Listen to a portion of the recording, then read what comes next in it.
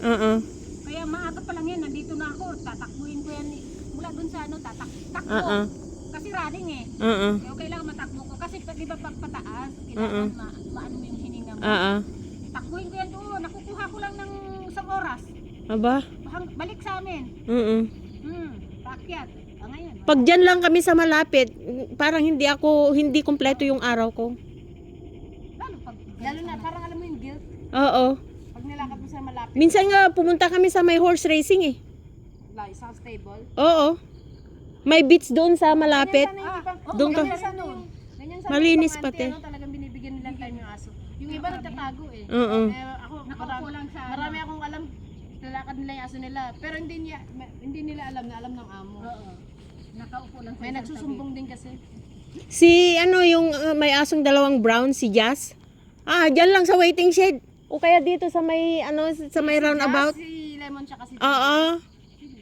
Inaaya nga namin na maglakad sa malayo pero ayaw niya. Yung lagi nilang yun nandiyan sa waiting shed na lagi. Oo.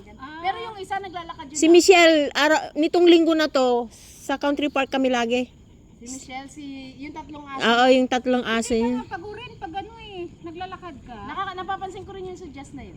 Oo. Minsan din sa tea house nakaupo. Diyan sa may roundabout, diyan sa may kantin diyan. Ayaw niya maglakad. Inaaya nga namin. Nakapagod na siya sa bahay. Siguro, kasi may matanda siya. Kasi minsan ayaw nila maglakad kasi pagod na siya.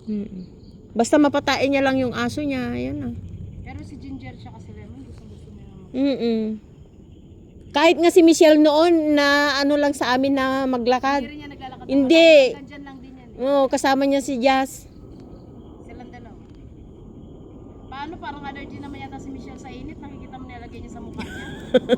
Kasi siya yung parang rejuvenating ba yun? Kaya makikita mo sa mukha niya. Kaya balot. Alam mo, ang suggest ko, kung gaganyan ka, dapat di ka nag-iinit talaga. Kaya nga, sa lang. Bibilad ka sa init, lalong nasunog. Pero sa kanya maganda naman yun. Maganda naman. Naman, yung tawag dito, pantay yung kanyang Yung amo nun, pumupunta sa bahay nun. Oo. Tapos gumagawa ako ng sa kanila, yung flat na pancake sa bata. Oo.